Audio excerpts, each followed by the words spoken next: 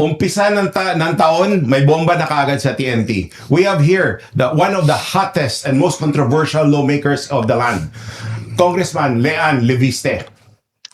Thank you for having me. Tito Mon, may tanong ka ba kay Leanne? Umpisa na kaagad natin. Bakit masyado kang controversial?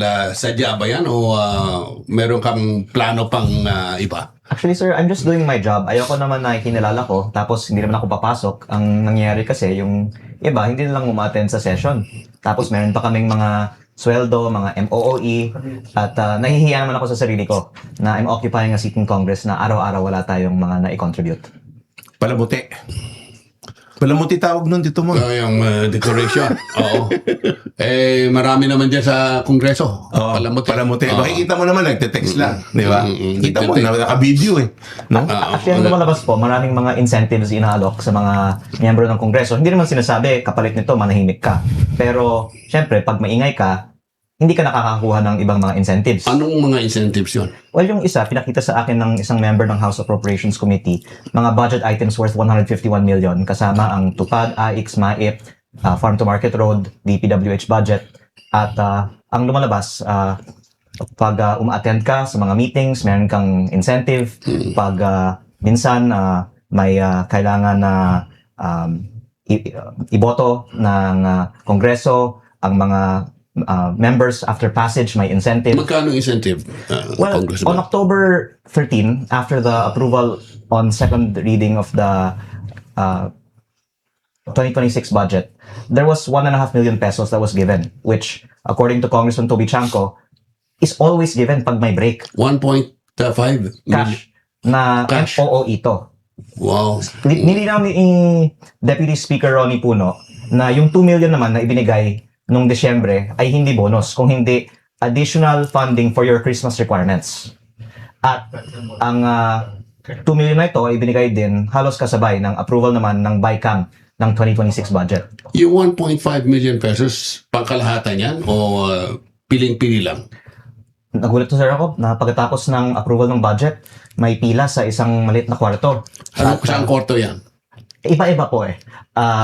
Divide up nila yung mga distribution centers. At gusto ko lang naman lumabas ang katotohanan. Pwede pong pangalanan yung mga distribution centers? Sa loob po ng Kongreso. Yun nga, mga opisina. Opo, iba-ibang mga opisina. Yeah, kani-kaninong opisina. I think it's based on party. Parang yung mga party list, iba ang lugar. Yung ibang mga parties, iba ang lugar. Parang sa takilian ng sinihan, merong PW lane. May PWD lane. Ito may kanya-kanyang linya rin. Segregated according to political color. Opo. Kaya maraming mga nagalit sa akin na binunyag ko ito. Pero ako'y bago lang naman dito sa Kongreso. At I feel responsibilidad ko na sabihin yung mga nakikita ko at kung gusto nilang linawin na ito ay additional funding for your Christmas requirements, magandang ipaliwanag nila sa publiko na may ganito para sabi po ni Deputy Speaker Ronnie Puno, may pang Christmas party ng mga barangay captains. Baka naman sasabihin ng mga barangay captain, wala silang natanggap na pang Christmas party nila. Mabuti na malaman natin ng lahat saan napupunta yung 18.58 billion pesos na MOOE budget ng Kongreso. Dahil lumalabas po, parang kalahati nito, walang liquidation ng resibo, by certification lang. Kaya parang din siyang confidential intelligence fund ng Kongreso. Okay. Congressman, matanong lang kita. I mean, nag-aaral din ako ng abogasya. Sa amin, pag sinabi, congressman ka, you are in legislature, you are doing legislative work, you make laws. Ano yung 2 million na Christmas requirements na yan? Para saan yan? Dahil naman, mahigit pa sa 2 million ang ginagastos ng mga members of Congress tuwing Kapaskuhan. At I'm just advocating for transparency, not to remove these benefits. Yes. And I think they already said it's for the activities in the district. And even, by the way, this January, a lot of congressmen are abroad. I think may ibang mga conferences. Baka higit pa sa 2 million ang natatanggap nila pag ikaw ay nasa conference. Baka meron kang travel allowance. The presumption is it's paid for by government. There's actually a breakdown in the GAA of the MOE fund, which includes communication, representation, miscellaneous, and travel. I think there's almost 1.5 billion pesos just for the travel of members of Congress. Representation in the total, let's say, budget for your district. How much is representation, at least, for a congressman in the good graces of leadership? Well, 18.58 billion divided by 318 members is an average of 58.4 million per member. Per member? Wow. I would say Wow. that the utilities are justifiable expenses. So there's maybe Yes, 10 million agree. per member that Yes. goes to the maintenance and operations of the house. Pero yung para sa mga members itself, baka kalahati ng 58 na to. Tapos meron iba pang nasa discretion ng house leadership na ang isang ma-point out ko din, meron din pang professional services at yung ibang mga consultants ng house na nakausap ko, sinabi nila, binabayaran sila ng cash sa supot o sa backpack. At ang lumalabas, Supot o baka sa backpack. galing sa MOOE, ang pambayad sa mga consultants at kasama na rin sa mga consultants yung mga social media consultants. Supot or backpack? Supot, konti lang nalalagay doon. Pag backpack, medyo marami-rami yun. May ibang nagbanggit na baka iba, maleta. Oo, maleta. Iba na meaning na maleta ngayon eh. Pag nakikita ko, pag nakikita ko naka-display na maleta dun sa mga malls ngayon, parang iniisip ko, may laman kaya to. Dahil doon sa kay Zaldico. Oo. Oo. Anong tingin mo kay Zaldico? Nagsasabi ba siya ng totoo? Alam niyo sir, ang magandang gawin, tignan natin yung mga proyekto na nasa listahan niya ng 81 billion pesos DPWH by CAM insertion. Dahil may 4 na proyekto doon nasa sarili kong distrito, talagang existing projects.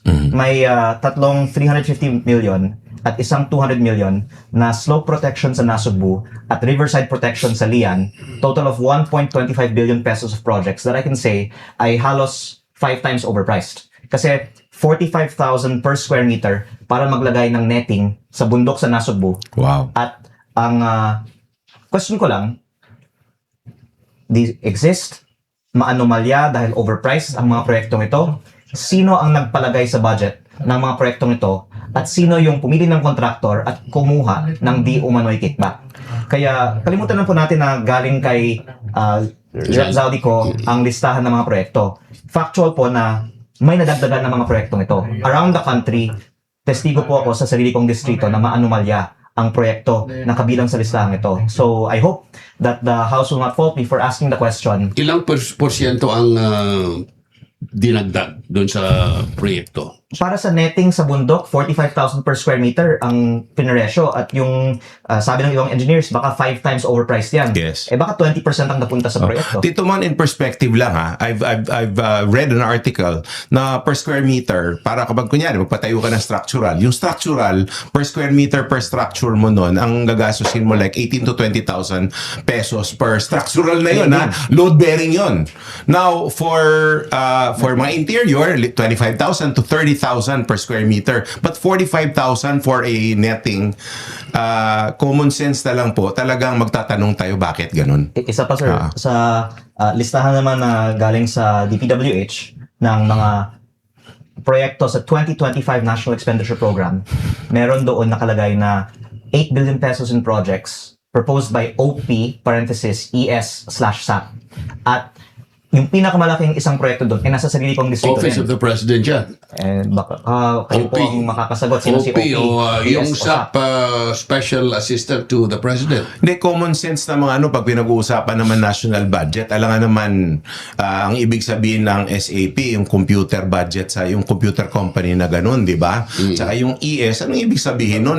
National budget pinag-uusapan. Tsaka, are you referring to the Cabral files? Yes, sir. So, sa 8 billion na mga proyekto na nakatag OPESAP doon, yung pinakamalaking isa, 300 million pesos, ay para sa solar streetlight sa aking distrito, 1,202 pieces at a price of 233,000 per streetlight. So again, it's 5 times overpriced. At ang tanong ko lang, sino ang nakinabang sa pag-overprice ng proyektong ito? That is a fair question. Nakatayo na po yung mga streetlights na ito. It works, it's good for the district, but it's 233,000 Nung per binigay piece. yan sa distrito mo, congressman ka na? Hindi sir, ito ay nasa 2025 budget approved before I became congressman. Yes. Oy, okay. Pero hindi po ito galing sa inisyatibo ng congressman kasi sir, ang congressman may allocable. Sa first district ng Batangas, 1.373 billion taon-taon. Pero lumobo sa mahigit 5 billion pesos yung budget ng aking distrito sa 2025 at yung karamihan nga ng mga insertions na ito ay hindi galing sa congressman. Sino naglagay doon? Yun nga lang po ang tinatanong ko. Pero ang lumalabas, 1.25 billion nasa listahan ni former Congressman Zaldico, tapos 300 million nasa listahan ni Yumaong Yusek Cabral para sa OPE-ESAP. May mga kung ano-anong mga nakasingit dito. At yung isa, tamang-tama po, kakarating lang ang printout ko, ng mga projects na ipinasok ni Congressman Edwin Garjola ayon sa aking mga research. Dahil Ito yung 146 projects. yes, sir. I have here something I'm gonna post on Facebook actually in a few hours, but I can Dami niyan, discuss here Dami. first. Oh. Ang mga proyektong ito ay lahat nakatag in a way that they all ended up also being awarded Ito ba to yung companies. Cabral files? Yes, sir. With links to Congressman Garjola. At ito po ang ipinakita ko sa ICI at sa Ombudsman noong November dahil nagtaka lang ako bakit August 2024 ang file na ito pero in 2025 halos lahat ay na-award sa mga kumpanyang may kaugnayan kay Congressman Garjola. Kaya ko po ito sinasabi dahil 514 million pesos of these budget items are in my district and Congressman Garjola asked me for help for the approval by the local government of these projects in Tui, Batangas. On the third page po dito, or fourth rather, nakalagay dito, 4 road projects in Tui, Batangas by Redicon Trading. Ang punto ko po ay nasa August 2024 list pa lang ng DPWH ang mga proyektong ito na a year later na award kay Cong Garjola. Ibig sabihin, siguro hindi by coincidence na na-award kay Cong May Garjola. long-term planning. Pero may pre-ordering. may planning na talaga. Hindi mo lang binibili yung proyekto pag approve ng budget. No. May mga usapan, baka yung contractor pa ang nagpapalagay sa budget. In context po, para po sa ating nanonood natin dito, pag sinabi mo Congressman Garjola, are you referring to the CWS party? Yes, sir, I would say that Congressman Edwin Garjola owns 2 companies Okay. that are on this list, actually 3. Newington Builders, Yes. S-Ang Construction, and Laurel Development. Either by him or members of his family. I think actually to be precise, members of his family own these companies. Conflict of interest yan. Oh, the Oo. beneficial ownership goes to the members of his family. Well, Parang ganon. defense is kung hindi naman nakalink sa kanya yung budget insertion, arm's length, wala siyang kinalaman. Oh, pero beneficial ownership kasi tinitingnan natin, who is the beneficial owner of these construction companies? Pero kahit nasa pamilya niya, ang point I'm trying to prove lang is, bakit may listahan si Yusek Cabral ng mga proyekto na a year later na award? Naka-ready na. Puro sa mga company ng pamilya ni Congressman Garjola. Correct. Let's set aside whether kinausap niya ang mga kapamilya niya, may kaugnayan ba yung budget insertion at yung eventual award sa mga contractor na ito? Tama. Ibig sabihin, 2024 pa lang, pinagplanuhan na ito. Well, according to this Or earlier. According to this file that I obtained, dated August 2024. Okay. Now, question. Maraming kritiko ngayon, for some strange reason, rather than be happy with an expose from you, no? They are criticizing you na, kunyari, parang polluted tong Cabral files na to, pinilit mo raw si Yusek Cabral. Didn't anyone ask Yusek Cabral at that time when did this happen? Buhay pa siya? Well, this is a perfect question because itong eksaktong listahang ito ay ipinakita ko sa ICI at sa Ombudsman in November.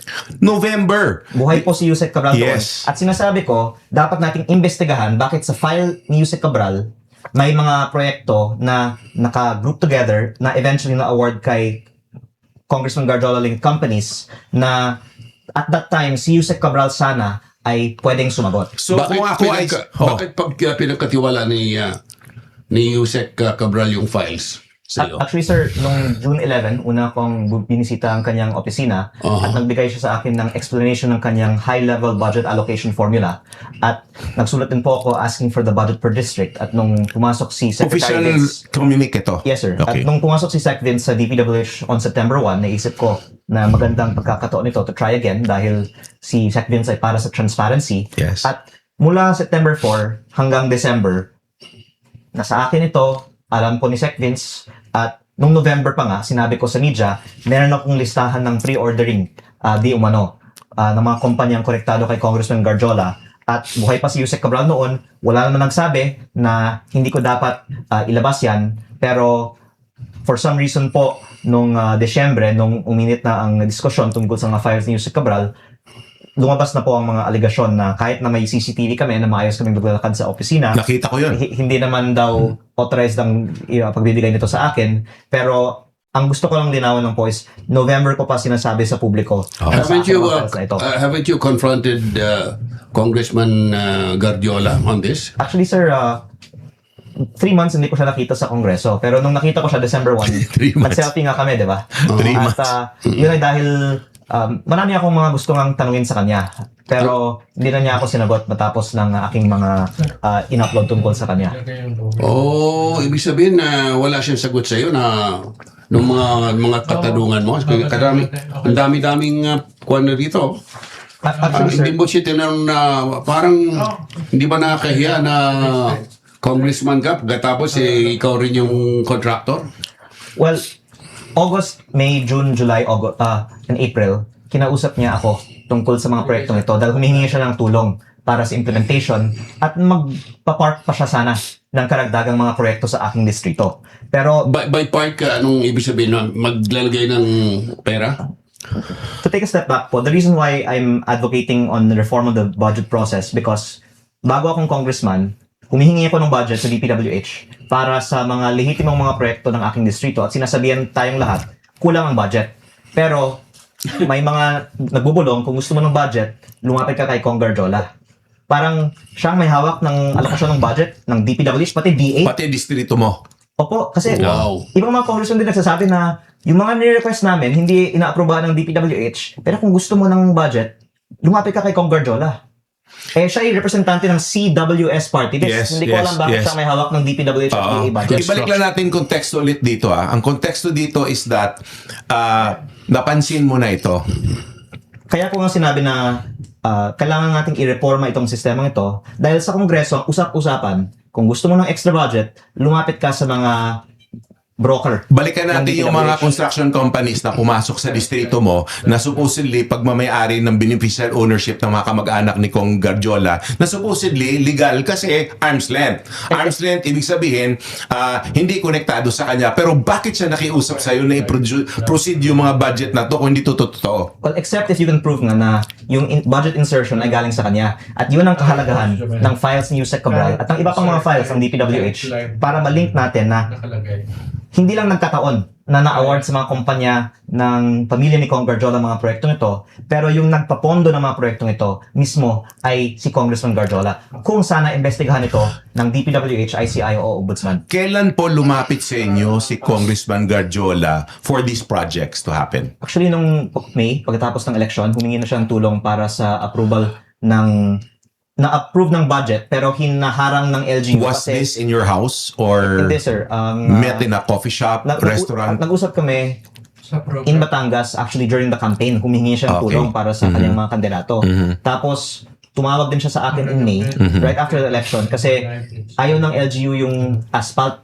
Sabi daw nila dahil bukid na mabaha, dapat concrete. Yes. Pero ang sinabi ng DPWH, kaya siya asphalt kasi si Kong Garjola ang nagpapondo ng mga proyektong ito at madali at mabilis ang paggawa ng mga asphalt At projects. madali rin masira para ulit-ulit gawin. Tama po. Oo. At, Yung aspalto? Oo, madali. aspalto. Oo. ang Ang tawag na ho yan, sir, ngayon, aspaldo. Hindi na aspalto, aspaldo. malaki po ang kita sa asphalt, parang hindi na control. Ang DPWH nagsabi na ibababa ang presyo ng lahat ng mga proyekto ng up to 50%, pero yung asphalt up to 67%. Pero nung for approval na yung final budget, ibinalik nga po sa mas mataas na presyo. Pero ang punto ko po ay mismo galing sa DPWH, overpriced ng asphalt. Si Kong Garjola, hindi siya sa top contractors ng flood control, pero siya po ay nasa top contractors ng road projects, lalong-lalo po ng asphalt. Anong mangyayari kay Guardiola, tingin mo, Johnny? Ako lang, nang nilabas to ni Kong Lean, sinabi niya sa ICI, dapat pinursu na yung question Oo.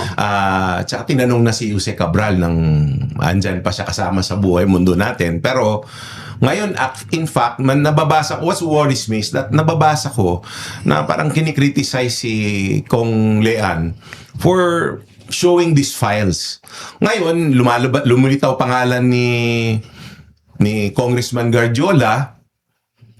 There's no, parang wala akong nakikitang interest to investigate. Pero meron dito, ayan, yung sa Abante. Kaya sinisip. Bata pa, walang kahihiyan. Sabi ni Ombudsman Remulla, libiste, dininegosyo yung prangkisa.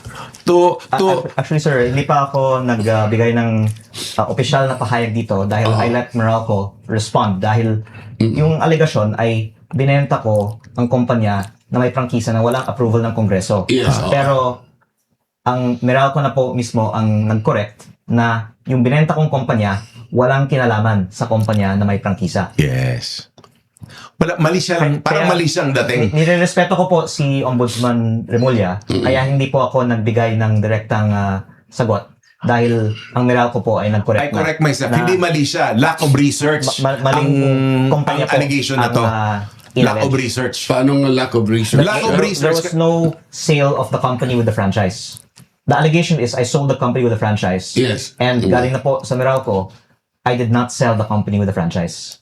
Pero bumili, Bumili sila ng ibang kumpanya na walang kinalaman sa company with the Different franchise. company. hindi sa'yo. Opo. At yung company na I sold to Meralco is publicly listed on the Philippine Stock Exchange. In fact, many of your viewers might even be familiar with the stock. So, kung gusto po ng iba na i-research ito, lahat naman po ng laman ng kumpanyang ito ay nasa Philippine Stock Exchange website. Above board yun. Kasi Transactions are made in the... ikaw ata ang pinakamayaman na bilyonaryo sa Pilipinas ngayon. Ay, hindi sir. Yung mga Dahil iba, dun sa... yung mga iba sa Kongreso, mas mayaman sa akin, hindi lang po deklarado. Pero ako po kasi sir, yung net worth ko galing sa pribadong sektor, hindi po sa gobyerno, kaya dineklara ko po. Through a business deal. At ang proyekto na pinagmulan ng halaga na ito ay Nueva Ecija Solar Farm Project na nasa website man po ng Philippine Stock Exchange. Ang sabi kasi ang mga haka-haka dahil nakuha mo yung prangkisa dahil sa mama mo na si Senator Loren Legarda. In-approve na yung prangkisa dahil sa relasyon mo sa isa sa mga miyembro ng Senado. Anong masasabi mo dyan? Yes sir, actually nakakatuwa nga na yung prangkisa yung ginawa nilang focus dahil hindi ngayon yung ibinenta kong kumpanya na binili ng Meralco for around 34 billion pesos. Yes. Yung binenta kong kumpanya ay may lupa at may power supply sa Meralco na hindi po konektado sa prangkisa. At yung dahilan na binili ng Meralco ang proyektong ito ay dahil na may lupa siya at meron din po akong ibang mga joint venture agreements sa proyektong ito na baka pag mas business ang focus natin, pwede ko pong talakayin bakit yun ang halaga ng proyektong ito. Pero kung maaari ko pong linawin lang, hindi po yung prangkisa ang binili ng Meralco. Hindi po dahil sa prangkisang ito, nagka 34 billion po ako. Yun po ay dahil sa laman ng proyekto sa Nueva Ecija na may iba pong mga tumulong sa akin na pwede ko din pong i-discuss another time. Of course, that's business deal. Sa makatuwid, itong pinag-uusapan dito na binenta mo yung prangkisa, wala kang binentang prangkisa.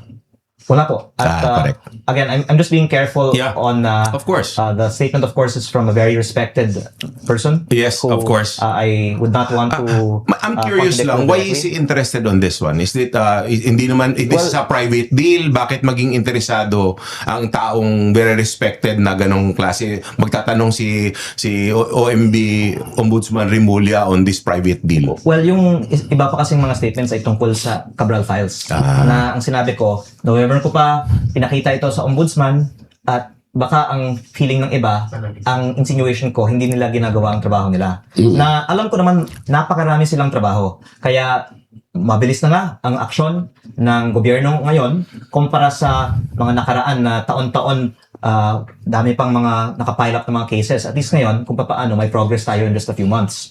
Pero I hope that they don't feel that I'm personally Attacking them. Criticizing their work. But actually, I want to help them in case build-up on Congressman Garjola. At kung pwede ko pong linawin, kung iisipin ko ang kapakanan ko, dapat manahimik na lang ako. Correct. At kung sino po yung nag-iingay, sila nga po ang iniimbestigahan.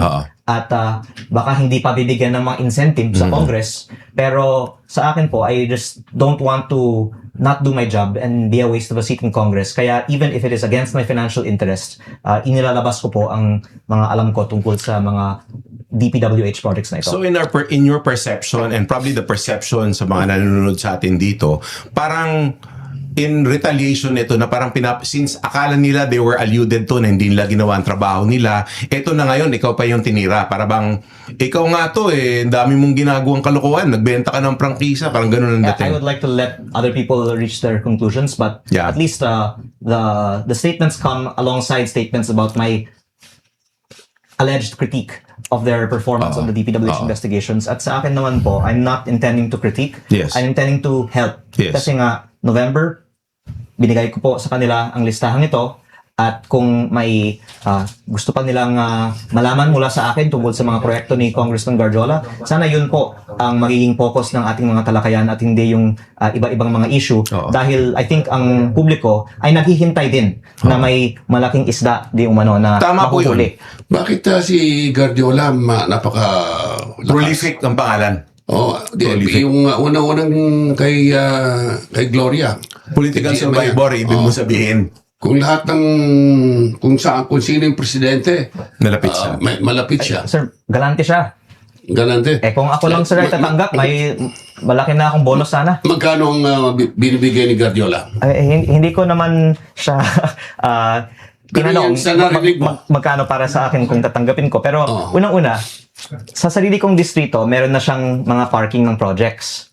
Ang pinagmula ng pondo ay hindi naman yung district congressman. Pero kahit na walang gagawin ng district congressman para lang payagan na mag-parking sila ng proyekto sa aking distrito, ang sinasabi daw ay may 5%. Ngayon, kung maglalagay siya ng 1 billion sa aking distrito, ibig sabihin may 50 million para sa congressman for doing nothing.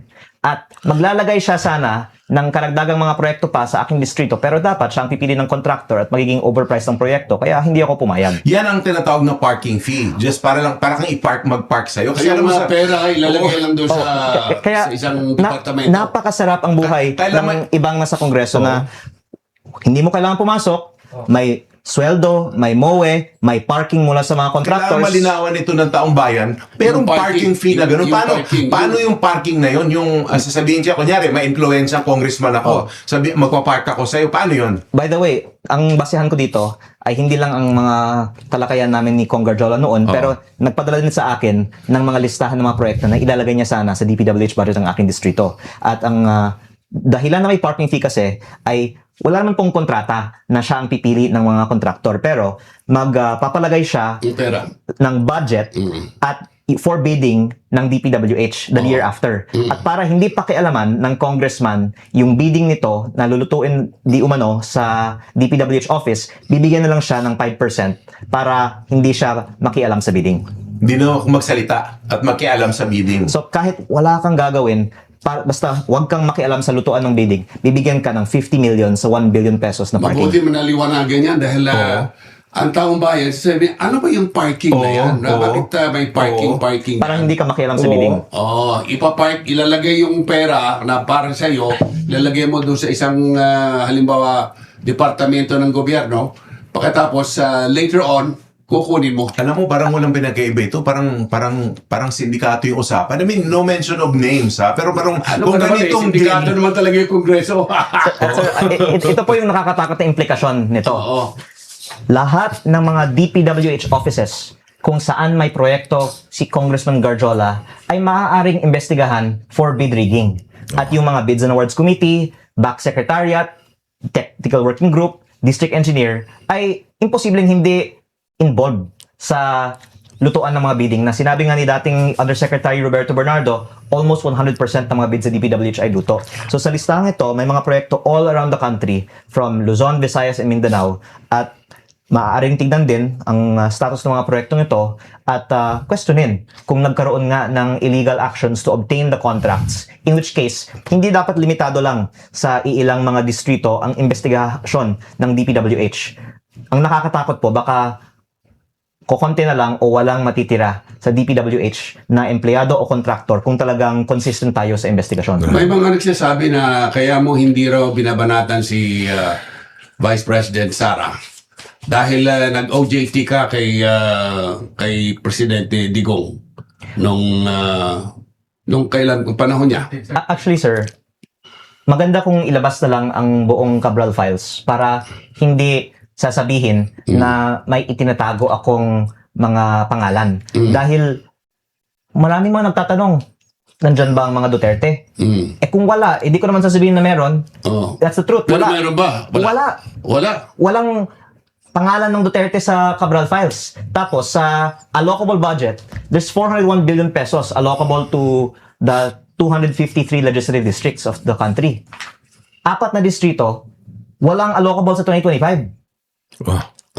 Siyempre, 2025 na eh. 4 districts. 2 sa Davao City, isa sa Davao del Norte, isa sa Pero Zamboanga City. 2025 yan, panahon na ni BBM eh. Oo. Yung panahon ni Digong, ang Ibig sabihin na walang allocable, paliwanag mo sa ating tao. Ang Pag 2025 walang allocable, ang 2025 DPWH budget ay may halos 1 trillion pesos. Of which 401 billion ay allocable sa district hati-hatiin congressman. dapat sa mga district congressman. Si congressman ang pwedeng pumili ng mga proyekto. Correct. Tapos yung mga outside allocable, doon po pasok yung parking ng ibang mga proponents. Oo. Pero ang punto ko po about the Davao is zero ang allocable yun ang budget gusto kong sa punto doon. 2025. Ibig sabihin, ang allocable, nag-allocate sila ng pera. Ganito, tama po bang pagkaintindi ko? Nag-allocate sila ng mga budget sa mga distrito ng mga congressman except yung mga districts na hindi popular sa kanila. hindi Tama ba? hindi ka Davao eh. hindi ka aliado. Kontra partido eh. Opo. Oo. Pero yung Oo. maganda, sir, ilabas na lang ng DPWH yung mga files mula sa previous admin. Para walang kulang. Walang kulay. Yung Cabral files andyan na nga sa iyo eh. Paano bakit hindi mo ilabas yun lahat? Yan ang tinatanong ng taong bayan. Opo. Unang-una, sir, hinintayan ko ang DPWH na sumagot. Bakit hindi nila inilalabas? At actually, kaninang umaga, nagbigay ng press con si Sec Vince at sinabi niya, ibinigay na nila yung computer sa ombudsman. Kaya si ombudsman na ang bahala at they are doing a forensic analysis. Tama naman ginawa ni Secretary Dizon. Opo. Kaya, mas maganda kasi na silang maglabas para hindi nila sasabihin na yung inilabas ko ay peke. Oo. Pero kung hindi tugma ang ilalabas nila sa kopya ko, pwede ko naman pong sabihin. Pero kung hayaan din ako, pwede ko naman din ilabas. Yes. Tapos sabihin na lang nila kung hindi tugma sa kopyang That nila. is fair. That is fair. Give them the benefit of the doubt. Let them bring them out. Diba? Para kasi transparent. They're really doing their best. Pag kaintindi ko kay Vince Dizon Pero dagdag ko po doing his na best. kung hindi sila kontento na sa 2025 budget, walang insertion ng mga Duterte, ilabas nila yung hanggang 2016 up to 2024 para makita To be natin fair. magkano ang total na insertions. Yung bang Cabral files date back to 2016? Imposibleng walang record ang DPWH ng mga project requests ng mga proponents. At ang lumalabas po ay syempre, malaking halaga ang pinag-uusapan, bilyon-bilyon. Kaya nakasulat sa DPWH sino yung nagpalagay ng bawat line item sa budget. Imposible. Naka-footnote. Yung nakasulat sa gilid. Naka-spreadsheet po.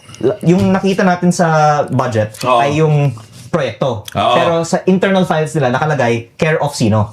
Care of. Yun nga yung sinasabi mo. Kasi sila din yung pipili ng contractor pag may bid rigging eh. Kung sino may care of. I'm not saying Yeah. sa buong bansa may bid rigging, although that has been alleged. But I'm saying lang na Alleged by Yusek Bernardo. yes sir, may nagpapalagay talaga kung congressman o senator man, pero ang lumalabas nga po, at least 5 cabinet secretaries ayon kay Senator Ping Lacson ay may allocable din sa 2025 budget. Sino Wow. kaya yun? Well, ang nabanggit na ay meron daw OPESAP at ang pahayag naman po ni ES Bersamin ay hindi siya yun at nanawagan pa siya ng investigasyon at naniniwala po ako na hindi po siya yun. Hindi pa kung- siya, pero pinatalsik siya. Kaya actually, I find it unfair na siya ang pinatalsik. Sabi nga ni Senator Lacson, at least 5 ay meron. Now, si SAP Lagdameo ay nagpahayag din na hindi din siya yun. Oh. Kaya kung hindi silang dalawa yun, Oh, kasi kung maganda, kung tingnan dalawa, natin sino yun. Parang may tatlo pa kasi Parang, kung, parang naalala ko yung nung bata tayo, yung pag may umutot, walang umamin. Yeah. Di ba? Parang ganun ako nangyayari ngayon. Pero ang isa din sa lima ay si Secretary Manny Bonoan.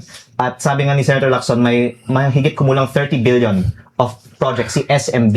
Pero kung DPWH Secretary ka, reasonable na naglalagay ka ng mga proyekto sa sarili mong budget. Correct. Yung mas questionable lang, yung mga ibang mga pangalan na kung saan-saan na mga departamento naglalagay ng flood control na projects. yung di ba sa DPWH may lista doon na 50 billion pesos ang inallocate doon sa distrito ni Pulong Duterte. Actually, sir, I think that's over 3 years in the Yes. previous admin. Yeah, that's right. Yeah, the last 3 years of the Duterte administration. At yung in-upload ko naman nung December 25 is the budget per district from 2023 to 2026. Mhm. At sasabihin ko lang po, yung 51 billion pesos ay baka hindi na ang record holder. Dahil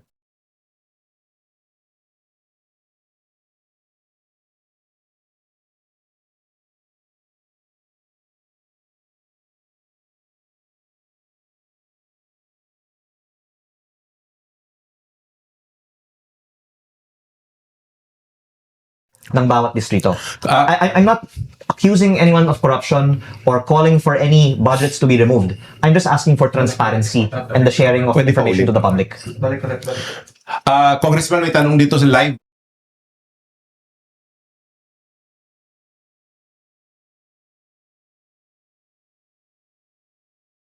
Five. Actually, I would refrain from commenting directly about the ombudsman's actions because mataas po ang aking respeto kay Ombudsman Remulla. Pero ang sinasabi ko lang ay kasabay sa mga pahayag tungkol sa akin ang mga pang dismissal ng value ng mga files sa DPWH. Discrediting Pero the files, no? I think nakikita ng publiko ay the more na Nagtatanong. dinidismiss yung files ni Yumao Yusek Cabral, the more that it looks like may kina-cover up. Bakit parang takot ka kay Ombudsman Remulla? Ay, sinasabi ko lang naman po na mataas ang aking respeto sa kanya dahil siya ay kaibigan ng aking ina. Ayun. Okay. Actually, sir, may ibang mga may copy din ng mga files na ito at gusto ko sana na sila na lang ang maglabas ng files din dahil dami kasi mga nasa listahan, kaibigan ng aking ina. Oo, At Yan ang masakit. Yan ang mahirap. ang daming mga tumatawag sa aking ina na, uy, wag mo naman kami itawid dyan. Mahirap yung position mo, ha? Because you're a crusader. Okay, pero may nagsasabi din na baka kasama yung ina mo doon sa Cabral files. Sa Cabral files. Tama ba yun? Actually, sir, Ha? ibibigay ko na lang sa iyo yung listahan. Oo. Pero wag mong sabihin sa akin na ako nagbigay sa iyo. Ikaw na maglabas. Sige. Kung nga. Pero kasama ba siya? For the record, sir, lumabas na rin po ito kay Katunying dahil may kopya din siya ng Oo. BICAM insertions ng 2025. Alam niyo po, sa 1 trillion pesos DPWH budget, 120 billion ay insertion ng mga senators. Okay, yung sa mami mo. 24 senators, average of 5 billion each. Yes. Ang mami ko, ang may pinakamababa sa 24. Okay. Oo. At Of all the 24. of all the 24. Okay.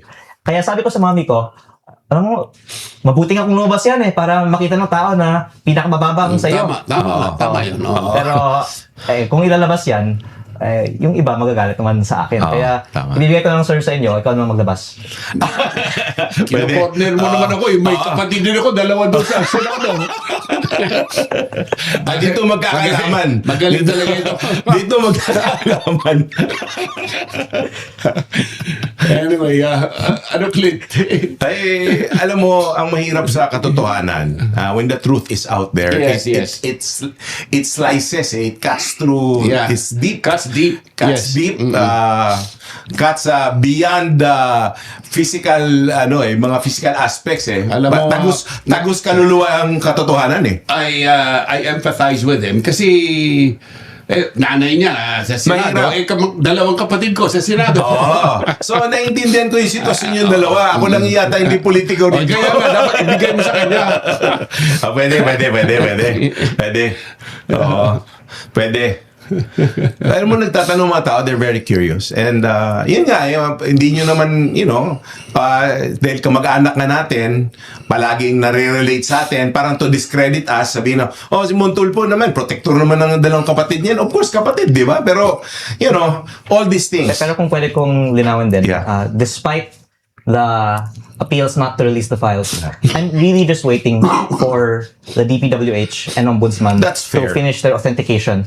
And I can say, hindi lang din na kasi ako may kopya ng files na ito. May iba din kahit media na may kopya din ng file na hawak ko. Uh-huh. At masasabi ko, sa madaling panahon, lalabas ang mga files na ito sa publiko. Fair ito, fair. Fair na DPWH ang maglabas para official record.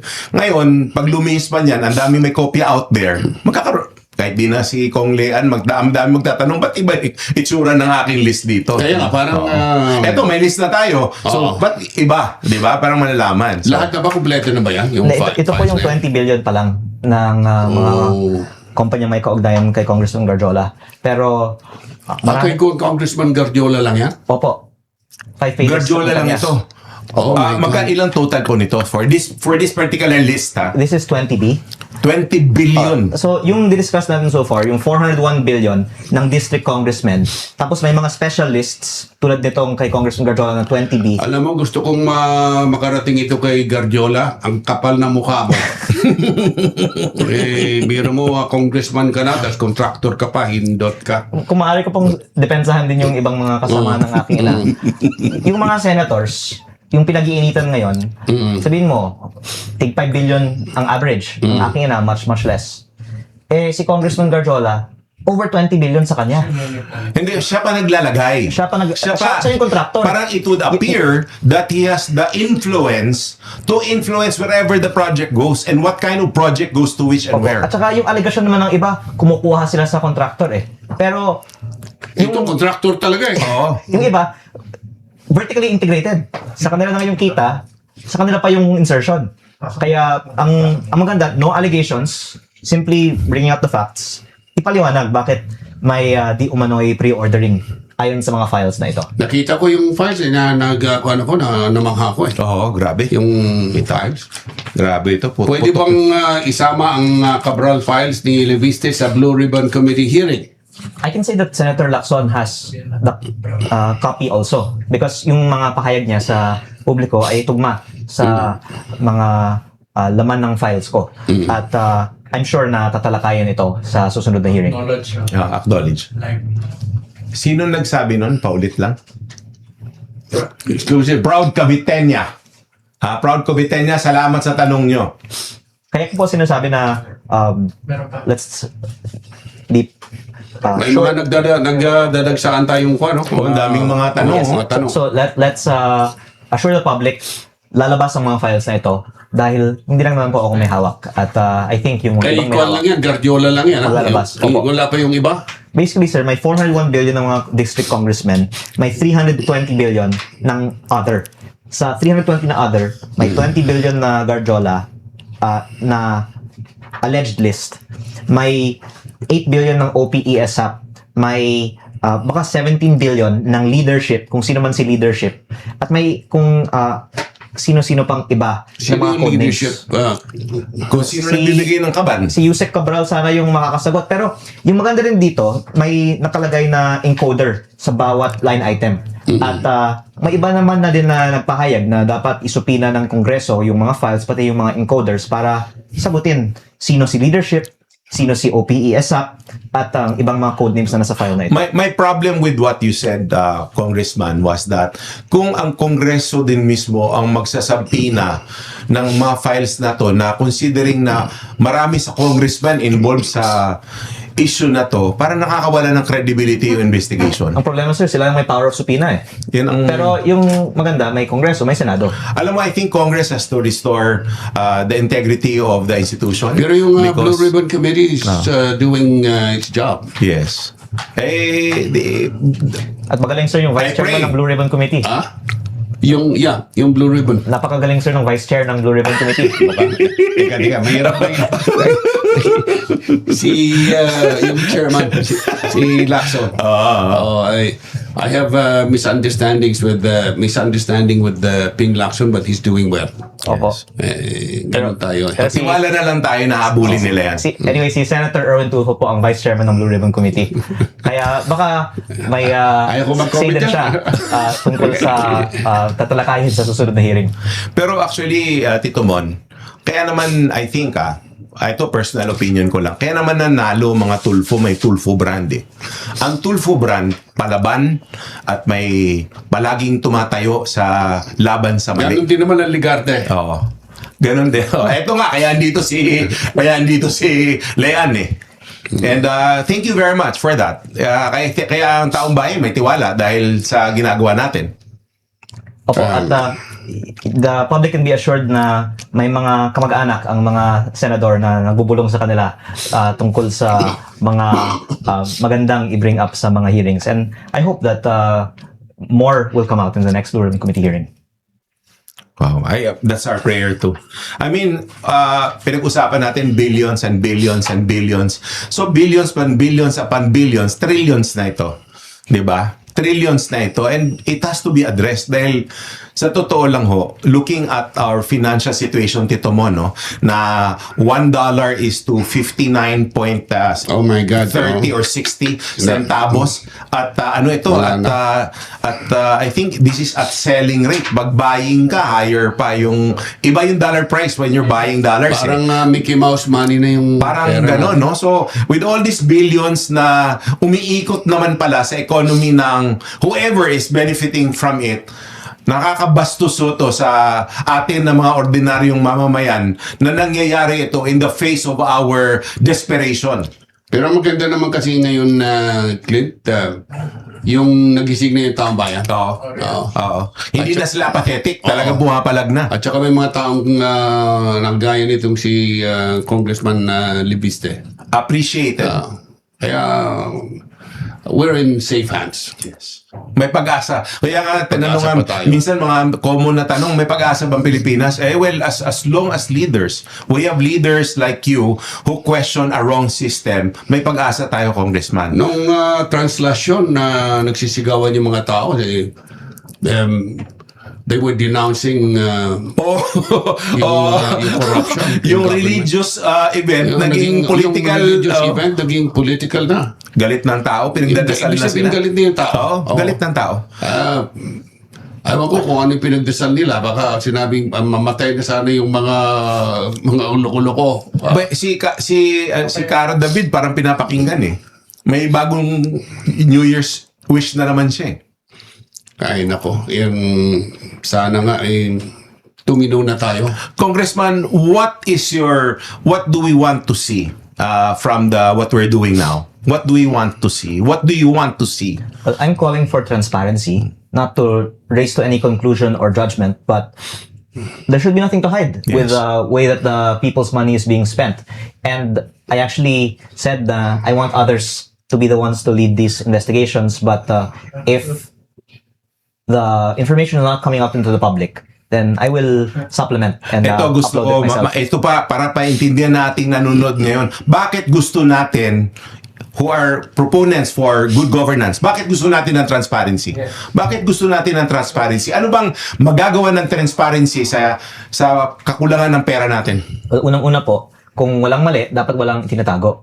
At kung alam ng mga gumagawa ng budget na sisilipin ang mga insertions nila, lalong magiging deterrent na gumawa ng mali. Tama, nababantayan. Opo. Kung merong tanong sa'yo rito, Oo. paulit nga natin nun. Tungkol sa- Gloria Magno 4223. Kong Lean, paano po kung hindi payagan mag-privilege speech sa 26? Ano po ang gagawin para masagot yung hindi naniniwala sa inyo? Bibigay ko na lang po yung informasyon ko kay Mr. Montulfo. Di papasa ko rin sa kanya. Papasa ko kay... Pasa natin. So, baka isipin na nila yung Tweety Bird ninyo ako. sino ba yung Tweety Bird mo? Marami. Kahit At, pitpitin daw hindi siya. Ano nga, ano nga Tito Mon? Pipitin mo yung bayag ko, hindi ko magsasabihin. Tweety Bird, sabi nga ni Rowan Hagwanson, ano ba yung Tweety Bird mo? Gaano ba kahaba? Maiksi daw, maiksi. Di baling maikli, basta taba. Mataba. Oh, sige. Pero kung Lean, I will inform you. And alam mo bakit nabuo itong podcast namin ni Tito Mon? Magbarkada kami. And palagi kami nag-uusap sa kapihan or mag-dinner kami. Palagi kaming nalulungkot sa state ng nation natin. Yes. That's why we're doing this for free. Hindi to monetized. Yes. Talagang we spend our time, we sit here, we try to contact people, people like you to speak about this because ang daing nyo yun din daing namin eh. And kayo, you are in government, you have influence and impact on governance. Kami naman kami mga barbero, kutsero lang kami rito nagkukwentuhan pero nagre-reklamo kami in behalf sa mga mamamayan natin na hindi na tama nangyayari. Salamat na pinapaunlakan mo kami. I mean, I am saying this ahead, hindi pa tayo tapos. Pero sinasabi namin sincerely sa why we're doing this. We're not even Leandro, politicians. may tanong. Tanggap mo ba na ikaw ay Nepo baby? I think, sir, that my business career speaks for itself na ako po ay mapalad sa aking buhay pero after 12 years in business, naging mas papalad pa. At kaya din ako pumasok sa politika dahil nung binenta ko yung kumpanya ko for around 34 billion pesos sa Meralco, naisip ko, ano pang gagawin ko kung hindi fair share ito. 34 billion. Yung 34 billion pesos, ano mo yung karaming pera? 34 billion, mas malaki pa ito sa mga project na inaalok sa kanya ni Congressman Gorjuela na 20 billion. Kaya pumasok ako sa politika para gastusin ito. Yeah. Hindi para kumita pa. God is good. Pero Oo. I really feel so fortunate po in my life. And I think that many of the things that I'm doing are only possible kasi hindi ko kailangan kumita, hindi ko kailangan tumanggap ng mga incentives. At siguro yun din po ang problema ng mga iba ngayon dahil baka sanay sila na pwedeng patahimikin ng isang kongresista pag magdanggal ng mga insentibo. Pero sa akin po, ginagawa ko po ang sa tingin kong tama at tulad po ng ginagawa ninyo, I think we all enjoy what we're doing and we're lucky to have our jobs. Leanne, moral persuasion mo, you are doing this because of your moral values, di ba? I think dapat nating gawin the right thing. And I guess what you also do in your own job in journalism is bahala na sinong matamaan. And it is enjoyable, of course. Bahala na sinong matamaan, ginagastusan nila ngayon ng mga trolls. Tumira sa'yo, totoo ba? Opo, at actually, I think also you enjoy pag may conflict at clash. Siyempre, kailangan. Kasi democracy is a marketplace of ideas. Hindi man diba? tayong pwedeng magsalita na walang sumasagot sa atin. Pag sumagot sila, lalong tayong pwedeng Correct. Magpaliwanag. Saka na napapaliwanag mo. Mas maganda nga may kagaya nito. May nagsabi na sa Yale ka nga daw galing pero kaya ka raw pinatalsik dahil sa cheating. Ay, hindi po, yung totoo. Pakisagot mo nga yan. Ako po ay nagsimula ng aking kumpanya nung ako ay nasa college at 20 years old. At I think I had to make a choice of whether to continue my studies or to focus on my school. And it was, I guess, a good decision to go on business because Ilang taong ka nung There mag-aaral was ka sa Yale? window of opportunity. to be the early mover in the solar business. I was 20 years old po when I started my company. And then at 21, nag-full-time po ako after 1 year of studying simultaneous. Sir, to do merong business. tanong sa'yo, Congressman, sorry. Nimrod Domingo, 5440. Totoo ba yung binibintang ni Rimulya about sa solar company na binenta ni Liviste? Nasagot na to earlier. Yes, Sagot natin kanina, pero Sagot na kung yan. pwedeng ulitin po, ang Meralco po ang nagpahayag na yung binili nilang kumpanya walang kaugnayan sa kumpanyang may prangkisa. Hindi ito pinag-uusapan. Ito ang binenta ni Kong Lian, hindi itong kumpanya na tinutukoy ng ating kagalang-galang na ombudsman.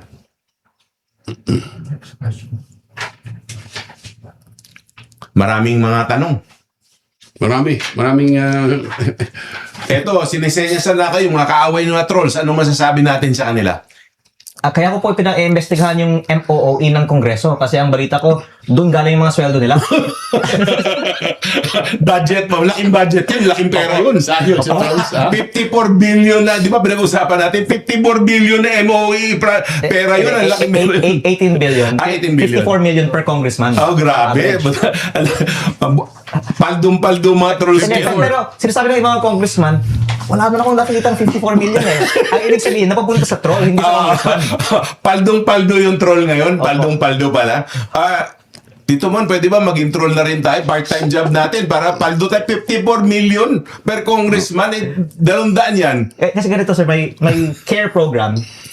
Pwede nyo i-google, care program. Care program. Ng Kongreso. Wow. Na ang mga congressman, binibigyan ng 10 to 100 slots para nang makakuha ng social media consultants mula sa kanilang mga distrito. Sila ay may training sa House of Representatives para dun nila tinuturuan yung mga consultants paano ipagtanggol ang kabutihan ng Kongreso. Kaya siguro Akala ko care, may Medicare or something. Pero kung ikaw ay naging troll, kanino mo gusto maging troll? Kay Sara o kay BBM? kay BBM. Kailangan kay BBM, si Sarah mo, wala ng pera to si Sarah. Doon, Hindi. ako troll, doon ako kay BBM. Kung ako troll, Oo. kay BBM na ako. Oo. Dahil luka-luka yung si Sara. Ito, may tanong ulit. Ikaw. Sasabent, Kong Lian, pwede po ba pagpunta mo ng Congress, magdala ka ng sarili mong mic para kahit patayan ka ng mic, makapagsalita ka pa rin? mas maganda sa FB Live doon tayo. Doon FB tayo Live. kapatayan ng mic. Oo. FB Live na lang habang nagsasalita siya sa Kongreso para may protected siya ng privilege speech niya. Yes. Ala. Ang daming tanong dito.